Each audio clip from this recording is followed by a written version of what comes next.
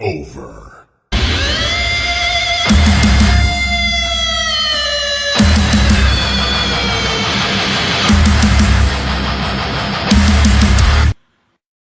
Hello, ladies and gentlemen. Welcome to another edition of Around the Colosseum. It's your host, Johnny, and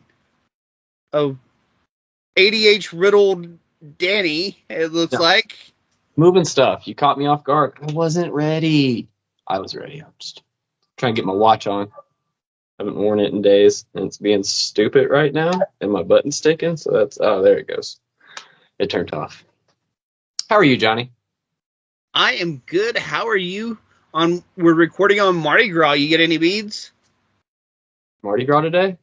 Yeah, it's Mardi Gras today. I went to Mardi Gras once. I was disappointed. Which Mardi Gras did you go to? Oh, crap. When was it?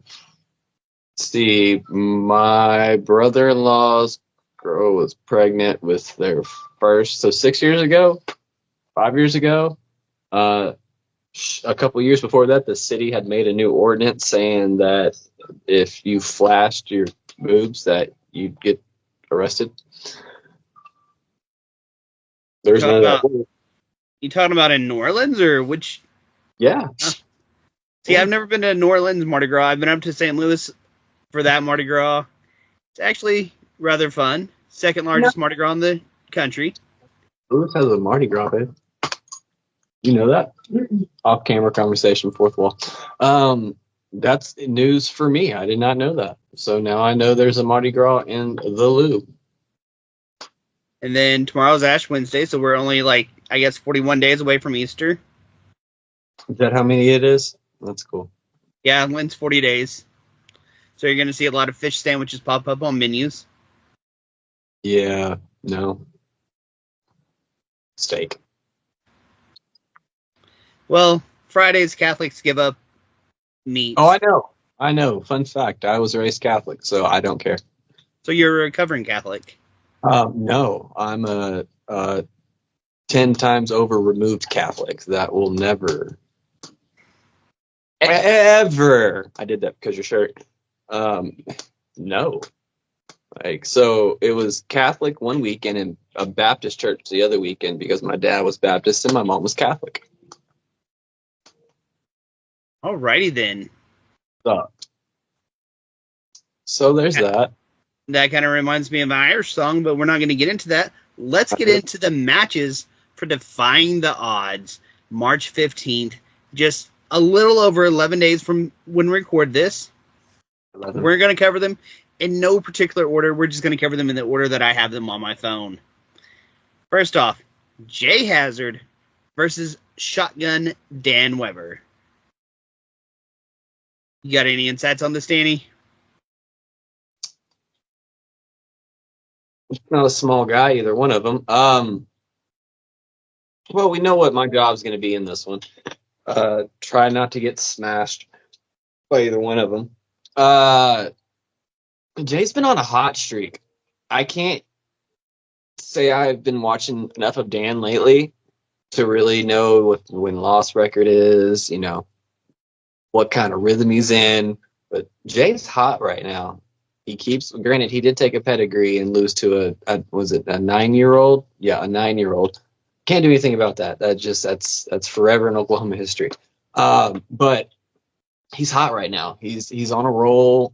I don't think the crowd cares, but he cares, and that's, I guess, what matters to him. It's going to be an exciting match. I truly believe. I think it's going to be really physical. It's really all I got for you, Johnny. Like I said, it's going to come down to it. I don't know if either of these men have met in the ring before. You're talking about both. You don't know if Dan's hot or cold. Jay, he's cold with the fans, but he's got that hot streak going. But have the men met in the ring? Because you have to either watch the tapes of your opponent or be familiar with the opponent. And I don't know if either's doing that. I don't know either. That's a really good question. On a side note, I got to move my head off screen for just a second y'all bear with me. I'm back. It was that quick. I just had to pick something up for somebody. Yeah, you make a great point. Are they watching film? Are they studying their opponent ahead of time? Are they aware that they're even wrestling each other? Do they pay attention to their social media feed enough to know?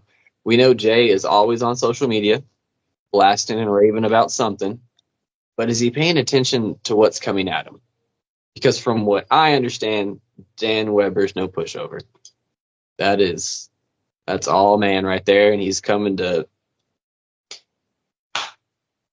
put a hurting. Yeah, but if you look at Jay's promotional picture and the one that's going to be up on the screen when I put the matchup, you see Jay's cocking that hand. He's got that punch that'll knock a man out. I don't think he has to worry about his opponent. When he's confident, he can knock them flat and get that 1, 2, 3. Just gonna have to wait and find out. I guess a little pun, is he gonna be able to defy the odds? But are the odds in his favor? We don't know that. Because he does have Shieldmating Cass with him. He does. Or is he just now Cass? Since he's dropped his Viking gimmick. You're popping some good ones today, Johnny, and I don't have the answers. I don't got them. Let's go with it's to be determined. Do we need to take a break and get you some coffee? No, you got me on that one. I don't even know. If I drink coffee right now, I'd be up till like 2 o'clock in the morning. I've definitely got to work tomorrow, so let's just not do that at all. I mean, I'll let you call in. You can't dictate what I have to do, unfortunately. If it worked like that, I'd just stay at home and get paid, but I can't do that. All right, since you won't let me allow you to call in, I'm trying to be gracious there. Let's talk about our tag team champions in their match. They're going up against Trap. Of course, we're talking the Psychotic Messengers. The duo of Malachi and Tank Bryson against Remy Devereaux and Marquez Warren. You got two powerhouses when it comes to Marquez and Tank, who they take a lot of the beating, where the other two men make sure to hit their spots and do the damage efficiently after the others beating them down. I mean, when it comes down to it, it's really, Tank's very much a brawler who's not afraid to take a risk or two and climb to the top. Where Marquez is he uses his speed and his power to his advantage. So it's that when it comes to those two being in the ring together, it's always a good matchup that I've seen a few times of them lock up. Battle Royal, for instance. Excuse me. And then you've got Malachi, he's very methodical. He knows what he's going to do to you, and he's going to execute it. And then you've got Remy. The flashiness, the personality, it catches you off guard in the match. You don't really know what to expect. Please excuse the giggles in the background. It's live. We're live, baby. I've got kids. Pun intended. There they go. But yes, it's going to be, like I said, with Remy and his personality and the way he catches you off guard by just the craziness that he does in the ring. And I'm not saying it's a crazy in a bad way. It's a crazy in a psychological way. He's messing with you, but it works. It's going to be a great match. Does Remy's craziness in the psychological way really matter to two psychos, two people that's just out of their mind anyways? We're only going to know when the time comes. When they lock up, we'll know. Once it starts going, we'll know even more. I think it's going to be a really fun match just because you've got two veterans in there against two, I don't want to call them rookies, but they're rookies. They're still in the greenhorn phase. I mean, we're still learning here. So it's going to be good to see what they can do against a couple of veterans that know what they're doing in the ring at all times. I mean, talk about the rookie versus the veteran aspect. As far as I know, this is the first tag one-on-one match that Trap has had against the Psychotic Messengers, which is another reason not to miss Defying the Odds, March 15th. It'll be a great show. Tickets are on sale over at Ticketstorm.com. If you go to our socials, we got it linked all over the place there. Everywhere, everybody's social should have it posted somehow or one form or another. So if you follow me, you follow Johnny, you follow any of the wrestlers, you've got the access to it. Get your tickets, get the VIP tickets. That's what you need to do. Which our Patreon members are going to hear this early. They've already got 2 tickets if they're in the $10 or more tier. Plain and simple. You already got the lockdown. You've got the gate and the pass. Lockdown's a TNA pay-per-view show. We're EPW. Don't mix up your media, man. Johnny, what's the next match? The next match that I have a card for is God's Work. The duo of Father Page and Deacon Hendricks against our EPW champion, Damian Morte, and his opponent for April, Gideon Vane. Yeah, so when I got the list and I saw that, 2 questions came through my head. First question, and probably really the most important question, can Morte trust Gideon? I don't know if they have to trust each other. On Facebook, it was likened to Goku teaming with Vegeta. They don't necessarily like each other, but they'll work. Hopefully, they'll work together and just try to outshine each other. That is a terror. Whoever made that comparison needs to be fired off the staff. It was a terrible comparison. It'd be more like Goku versus Frieza. And then they teamed up for a tournament. And then they fought each other again. Goku and Vegeta always fight each other. Then they're the same. You have 2 completely different entities here. You've got something dark, brutal, and does not care about human souls or life. And then you've got Morte, who can stick his toe out the curtain and the entire crowd will pop. So that's the yin and yang right there. You got 2 different pieces coming together to make a tag team that honestly scares me.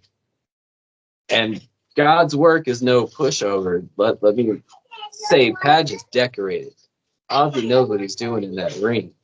They've got the power of, I think, God behind them, is what they say. But I don't think there's going to be much of a God in that ring when Gideon gets in. I mean, I'm going to go out on the limb, and I'm going to say God's Work's winning this one. And I'm not going to say they're going to win it because they actually out wrestle someone. I'm going to say they win it because Gideon Vane and Damian Morte can't work together. I'm going to say Gideon is going to take down Damian, leave him in the middle of the ring, and God's Work's going to get that 1, 2, 3. Because remember, Gideon's got his eyes on becoming the next EPW World Heavyweight Champion at Thirst for Gold, which tickets for that's on sale also. Yes, it is. And you definitely want to be there. Because we're going to have a guest there that's got kids. He's got kids. Hey, didn't someone tell him that they don't give it about his kids? Are you talking about the guy you can't see? It definitely wasn't him. It was more like the Conqueror, I believe. It's Brock Lesnar. I literally showed somebody the clip at work, and I was like, you want to see something funny? Watch this. And literally, as a person who's not is not really a big wrestling fan, was dying in his chair from laughter. And I was like, that was pure comedy and improv. None of that was rehearsed. And he was like, are you serious? And I was like, 100%. He had a line, he went with it, and that's what became of it. Love wrestling. But yes, Heath Slater, people. Well, he goes by Heath. Heath Slater's the WWE character. Got to keep those trademarks right. Heath. We'll be there at Thirst for Gold, so you definitely don't want to miss that one. VIP tickets available. Buy them now. Okay. What you got next for us? Another tag team, International Fight Club with Stepstool Tommy D against God's Work team of the Saints of Pro Wrestling. I believe this one's a triple threat. At the bingo. A three-way tag. No, So, not by what I got. Maybe I was wrong when I read it. I have to go back and check it out. I thought it was a three-man tag, but I could be wrong. I think you are wrong. Oh, okay. Well, if I'm wrong, I'm wrong. Either way, that's another one of those veteran versus the rookies type situation. IFC's got they've got a win under their belt. They've got some good momentum behind them. I love their style. Tommy is a bit much, but Tommy is Tommy. That's why he steps little Tommy D. It's him, baby. But I think it's going to be a good match. It's going to be a good chance for IFC to really try to showcase what they're capable of. And I mean, we know what the Saints are capable of. They've been doing it for decades. And I think it's going to take all of Tommy D's knowledge, experience, and wisdom to overcome the Saints because they're wily bastards. They're always coming up with ways that are just inside the rules to get a victory. And now that they're with the Saints, and our image shows Bishop Simon's going to be out there, it's even more for not only you, but IFC to have to contend with. Oh, yeah. Definitely going to have a lot of people. We're going to have our hands full during that match. I'm going to have to try to keep my head on a swivel as much as I can because I know Tommy likes to hop his little self up on the apron. I've always got to tell him to go away. And then I'm familiar with Bishop Simon, but I'm not at the same time, if that makes sense. Well, I mean, how can we be familiar with Bishop Simon in a role of him with the Saints of Pro Wrestling? To my knowledge, they've not been a trio or a unit to work together. So there you're going to have those extra things of how do they go together? Exactly. It's going to be a long night. I mean, it's always a long night for you. And we're only halfway there. And then we have two Oklahoma legends who's going to be going at it. Montego Sika against Stryker. I mean, we haven't seen Stryker in a few months. I think the last time we seen him was November. I believe you're correct. Yep, after his match because, slight injury. And then, I mean, it's Stryker. I'm still kind of, when I read it, I was still kind of curious about, in general, it kind of baffled me. I was like, wow, okay, Stryker's going against Tiga. It caught me off guard. I wasn't expecting it to see it. I'm sorry, there's something in my eye. I'm very, very, very excited for this match because you've got two veterans that know how to work that ring very well. Very well. So, and this is going to be a good one for fans to really pay attention to. I mean, the guys in the back to pay attention to. Myself as a referee, pay attention to. It's going to be a match. Yeah, it's definitely got the potential for a masterclass in wrestling because Tigo works down with Texoma Pro as one of their trainers with Fuego del Sol. Stryker has been a trainer in the past. He's been in the locker room and he's helped the younger generation that's there currently. And both of these guys know tricks of the trade. Very well. Both of them is going to be familiar with each other for as long as they've been around the Oklahoma wrestling scene. Exactly. I said it's going to be. This is probably going to. I could see it as the match of the night, honestly. Yeah, I mean, and it'll be to me, it'll be a surprise if they're not the match of the night. Like, I'll go ahead and circle it too. That one right there. That's the one I look forward to the most. all right, ladies and gentlemen, you hear it first. Danny Frost is looking most forward to Montego Sika versus Striker. But Danny, if you had to place a bet, who's your money on? Let's go. I mean, I gotta go with Striker. I feel like he still got it.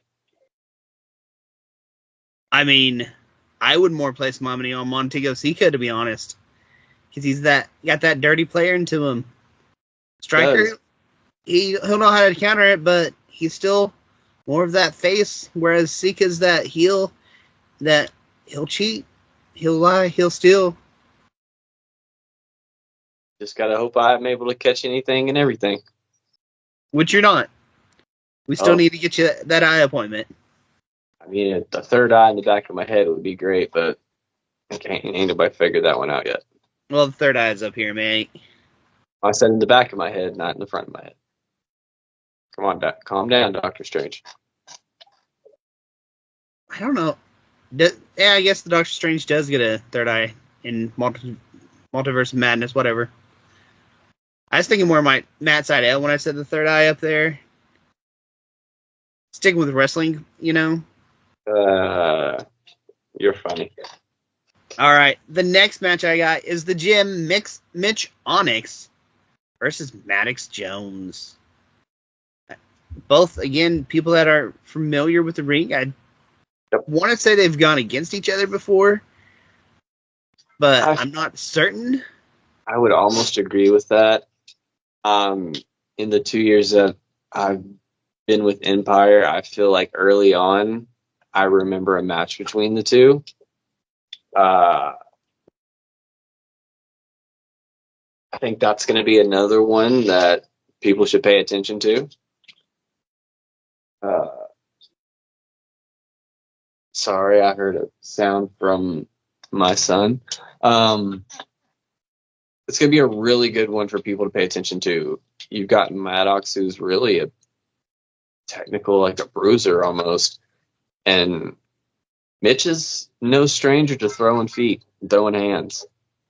He's quick, he's nimble, he likes to move. So it's going to be I think it's going to have moments where it's pretty fast paced and then it's going to slow down. Well, not only that, but you also have to look at this. Mitch is in the ring constantly wrestling. Maddox, he's more sporadic. Yeah. Like, so you got a well-conditioned, according to him, greatest ever made Mitch Onyx versus a Maddox Jones, where does he have that conditioning to keep going into the match? Does he have ring rust? Is he going to be able to pull out that victory?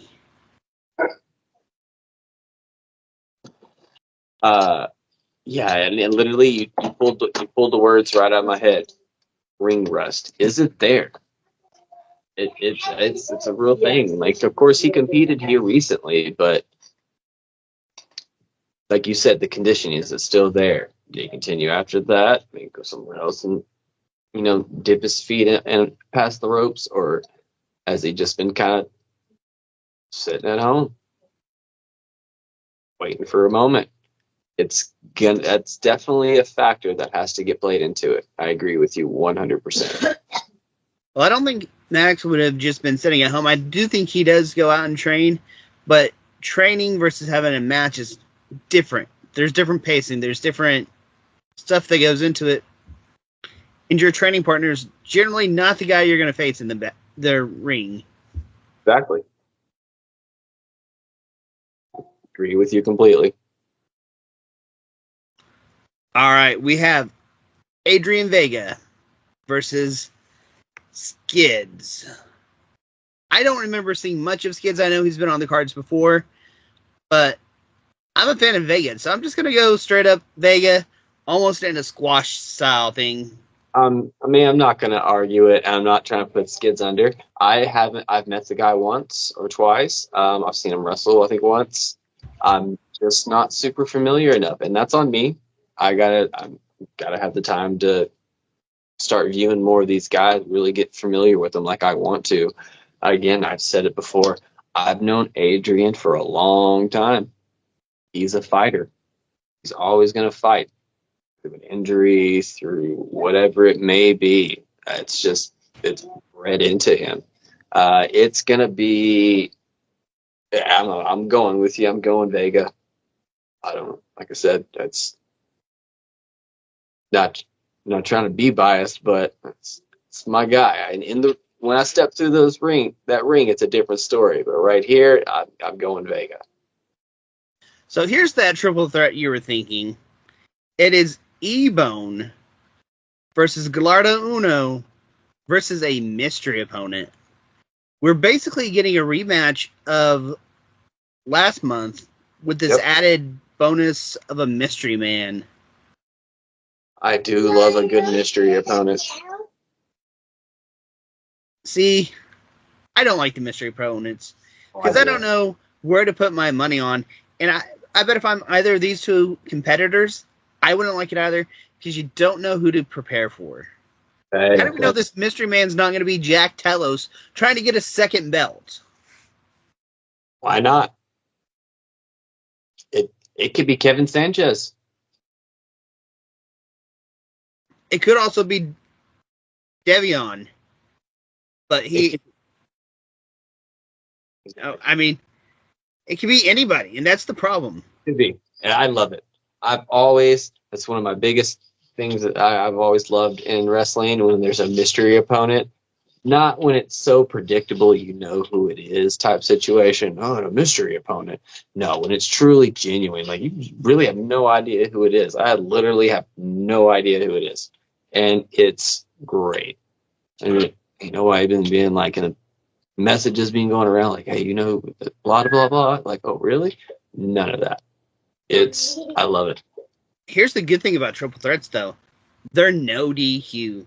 So that chain E-Bone carries around, you don't have to worry about it because he can use it legally. He can use it legally. That's okay. Could not in the last match, and that's why he got disqualified. E-Bone. Now, here's the thing. Never mind. I was thinking of a different title. I had a brain fart because I was thinking of the time limit draw match, but that was Dam and Hazard. Yep. Which, if I believe it's a title match, if it is, there'll be another 10-minute time limit for that match. Yeah, that'd be going back to the first match we talked about, which was Jay Hazard versus Dan Weber for if it's a title match, ITV 10-minute time limit. Yep. This would be the All-American title E-Bone has, which doesn't have a time limit, but would be, in a way, nice to see Gallardo win it, since he got the win via DQ last time. Yep. It's just that mystery opponent. Who's it going to be? It's a factor. In fact, how about you guys post your guesses in the comment section below for who you think it's going to be? And that, ladies and gentlemen, is the end of the matches I have. So, yep, that's all of them. We got them. March 15th, EPW Ballroom, 6200 North Robinson Avenue, Oklahoma City. Be there. Tickets are on sale currently at Ticketstorm.com. Right now. Patreon, you got 2 tickets already. 2. Let's see. Bell, 6 p.m. Doors at 5:30. Yeah. Tickets, I believe, start at $12. VIP, I don't know how much they are off the top of my head. I think 20. Yeah, the water. But then after that, we'll be back with a review episode. But after that, we already have Thirst for Gold tickets on sale also. Heath will be there. VIP ringside for those, $25. VIP section, $20 for that. And that will also be at the Empire Ballroom. Yes, it will. So I know you've got kids. Probably bedtime for the kids. Oh, it's getting there. Ladies and gentlemen, I'm going to let Mr.